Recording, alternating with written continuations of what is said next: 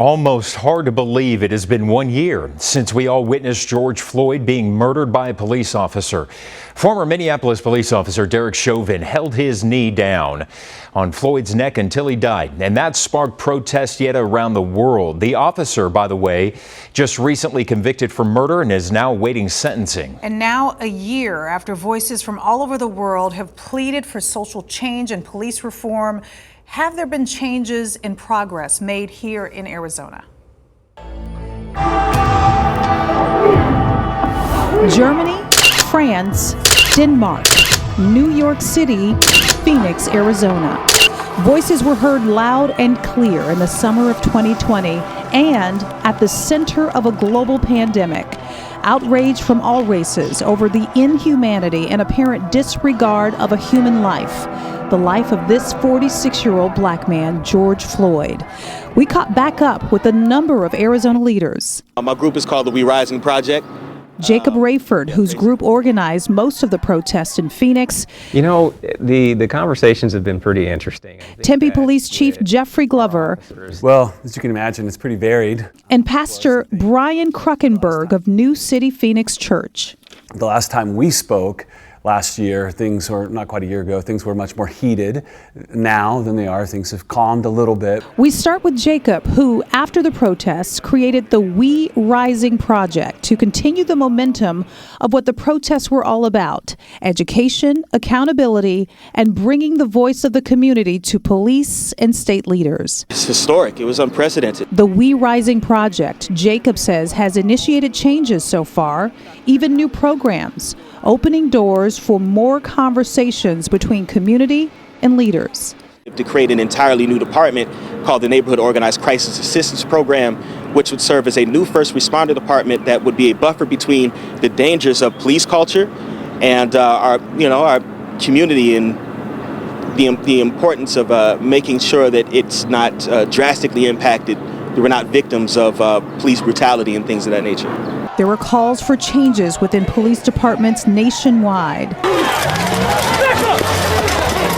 The Tempe Police Department, already in the spotlight for several controversial incidents, were now at the center of attention again after the July 2020 protests demanding justice for Deon Johnson, who was killed by a DPS trooper after falling asleep behind the wheel. Protesters blocked Mill Avenue. The tension was surrounding concerns over police transparency and accountability. Chief Glover and I went back to Tempe Beach Park to talk about then and now. We've made some significant strides with being able to change exactly, how we review our use of force. Having some, thorough checks and double checks of the force that's used, ensuring that all levels of the chain of command is aware of what's going on, so that way we're holding each other accountable. That's a big piece to it. Could we talk about use of force Yes. and the changes there in layman's terms? How do we digest what the changes are based on what you guys have done now? So I guess in layman's terms, it's being able to take exactly, for instance, how we go out and we patrol our streets. The officers will get into any incident, you can name an incident, where maybe it's a vehicle stop, but they need to have a plan of action. Think about exactly what you're doing. Take the time to assess what the circumstances is, and understand that if it's not a situation, a split-second moment, then you have time. So it's a take a breath. Take a breath. It's a tactical pause. Some of us were invited to be a part of the Tempe Public Safety Advisory Task Force to study these policies and things that impact the black and brown community, really just communities that were disproportionately targeted to begin with. To be quite honest, I feel that Tempe is the more progressive city here in Maricopa County, and it owes a lot to the ability for individuals to actually start to listen to the community. We reached out to the Phoenix Police Department for this story to discuss its progress. A representative for the Chief of Police canceled our scheduled interview, but sent us an email laying out reform plans and changes within the department, which includes compliance with the 8 Can't Wait campaign, a national push to bring change to police departments.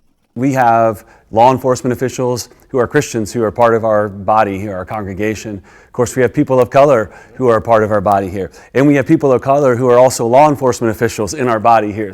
Pastor Brian Kruckenberg of New City Phoenix Church made it his mission to discuss social issues that arose over George Floyd's murder.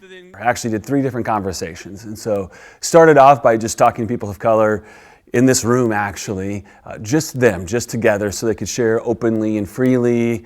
And then I spent some time with some law enforcement officials in this room from our congregation, and then we brought them together. And so our idea was we need to talk, and we need to get to know each other, and we need to be able to just look each other face to face and talk through the issues that we have. So that's one thing that we've done.